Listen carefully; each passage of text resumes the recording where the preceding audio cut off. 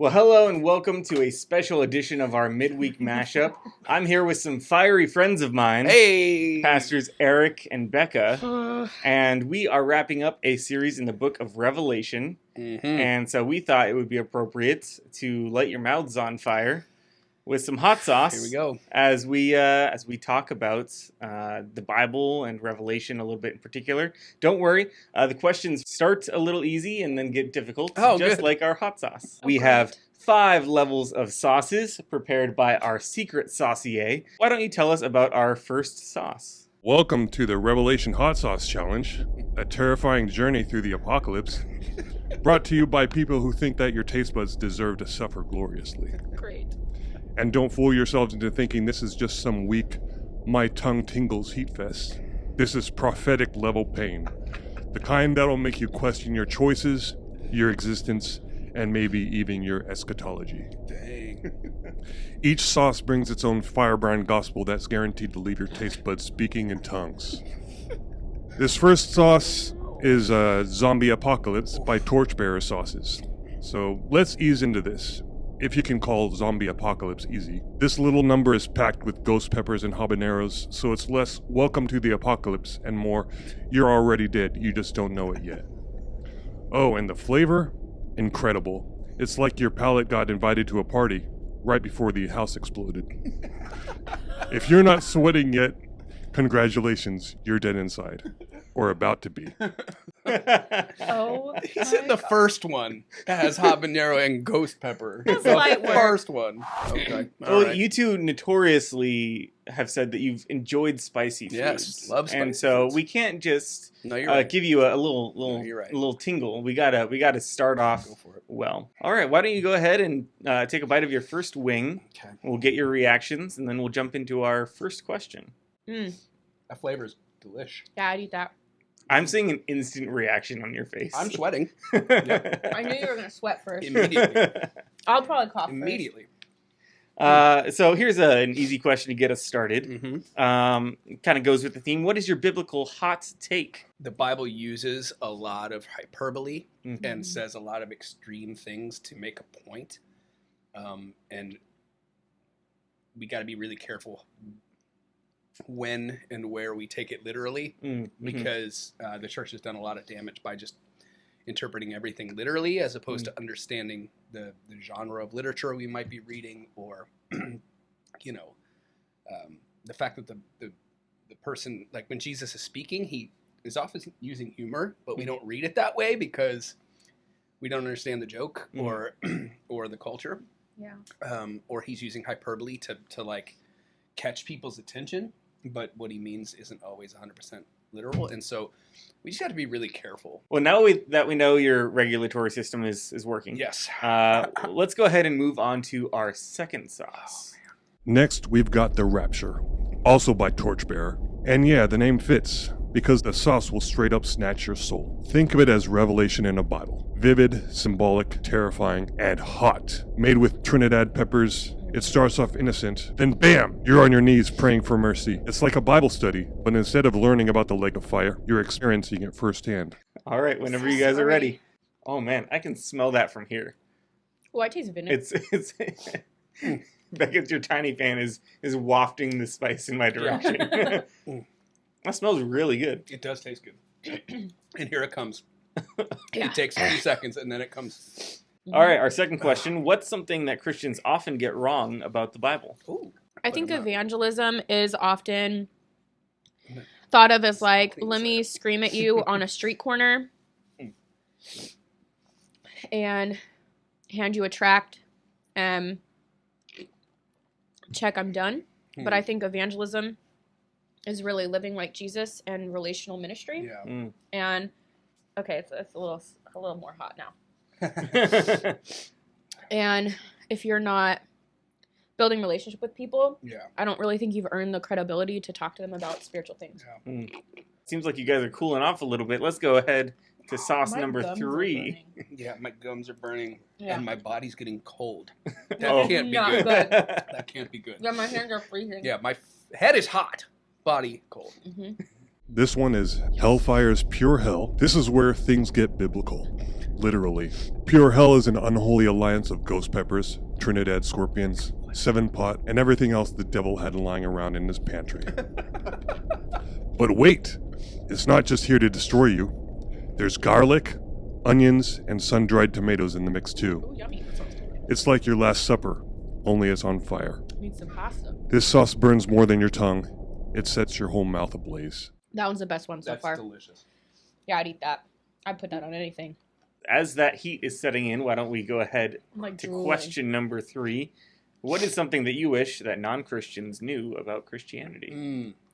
I feel like the church and Christians have done a bad job of representing Jesus well, and like,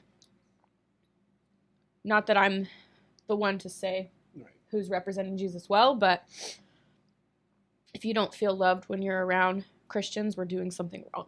Yeah. So, period. End of story. Why don't we move on to sauce number 4? This is the one that I know. Is this the one that tried to kill you? Yeah, but I'm perfectly fine now, so, you know. This one is called the 7 Seal hot sauce. My own homemade infernal creation. This is where the heavens are rolled up like a scroll and your tongue becomes the altar of pain. It's a symphony of roasted, diced tomatoes, serranos, habaneros, black pepper, garlic, ghost and scorpion pepper sea salt, Mike's hot honey, Mongolian fire oil, topped off with 6 million Scovilles of pure, unadulterated evil, courtesy of Mad Dog 357's Mark of the Beast pepper extract. So don't just take a bite, make your peace with God. Okay, just for like, I've had a pepper that was 2 million Scoville, the Trinidad scorpion pepper. This is 6 million Scoville. That's 3 times. He shrugs like that's not dangerous. Mind you, he was just eating this and walking around the office pacing, sounding like he was choking. I asked if I needed to call 911. How much did you put on? Too much. Oh my gosh, here it comes. I'm so scared. I'm still dipping. Oh gosh, I am gonna have an existential crisis. I can't tell if you're sweating or crying. It's both Both. now. His face both. is just wet. I'm liquefying. Oh my gosh, that hurts. I can't breathe. So, if you had just one sermon to give based off of your testimony, what would it be about? Oh my gosh. Everything hurts. Oh my gosh, this is Everything really hurts. bad. Oh. It hurts so bad. Everything hurts. Oh my gosh. Okay. You want me to go first? Yep. Okay. I'm having a panic attack.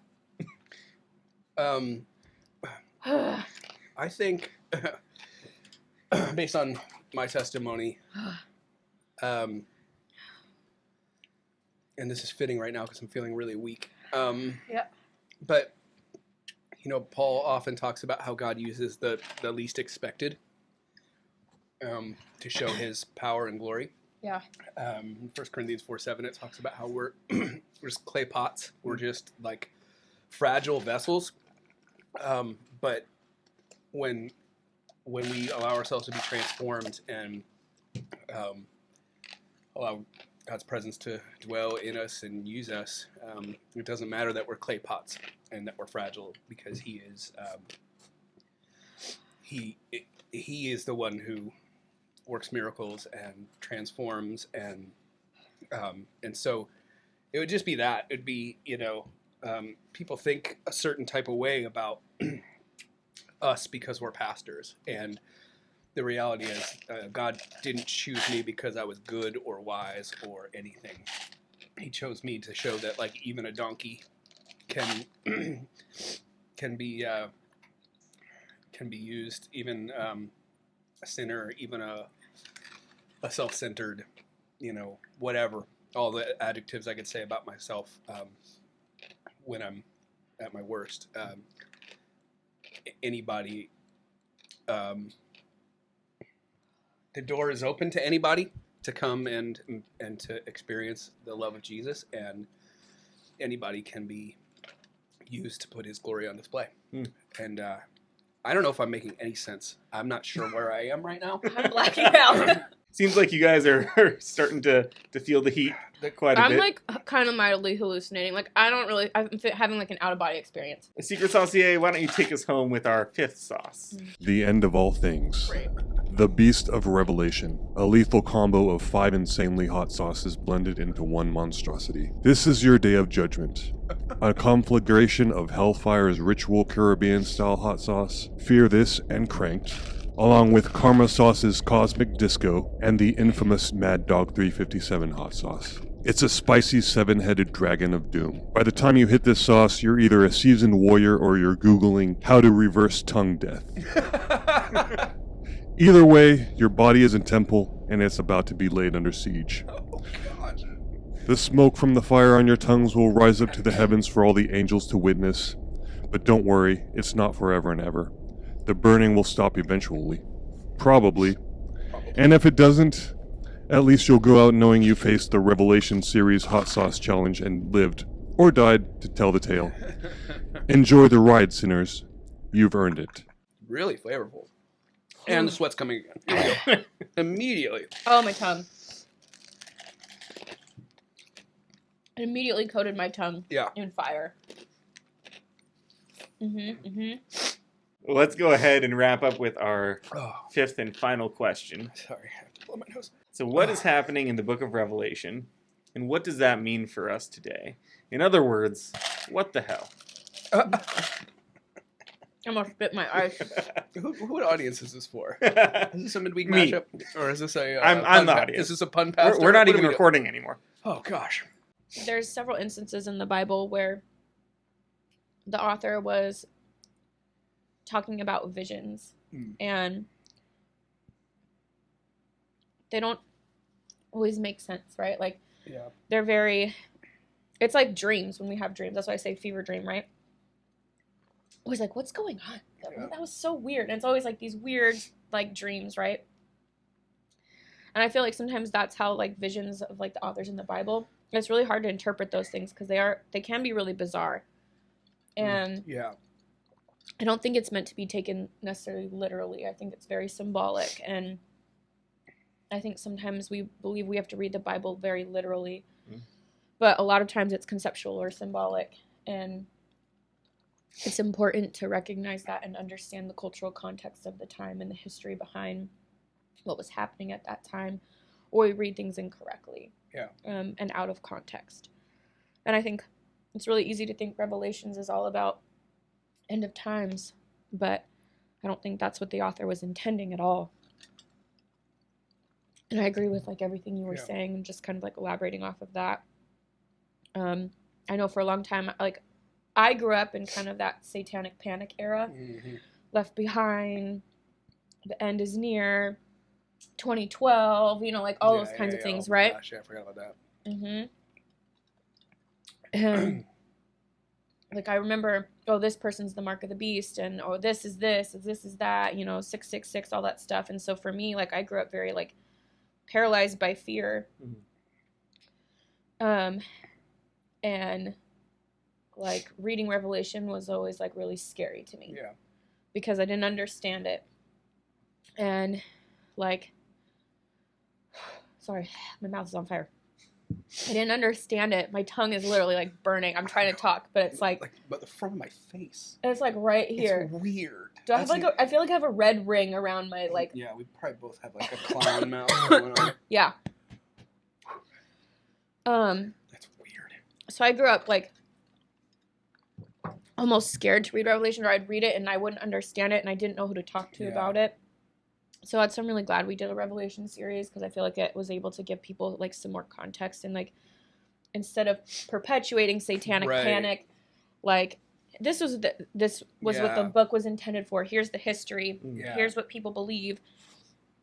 It made Revelation accessible. So that's a great point. If I can piggyback off that for a second, because like so much of what I first received when I became a follower of Jesus from Revelation was just that. It was fear-based, and the idea was, we're sure this is going to happen in our lifetime, and so there's a real person or persons who are the enemy, and we need to find out who that enemy is. Yeah. Right?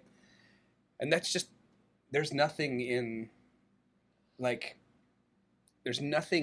Gospels, that we get from Jesus' life or his teachings that align with that thinking at all.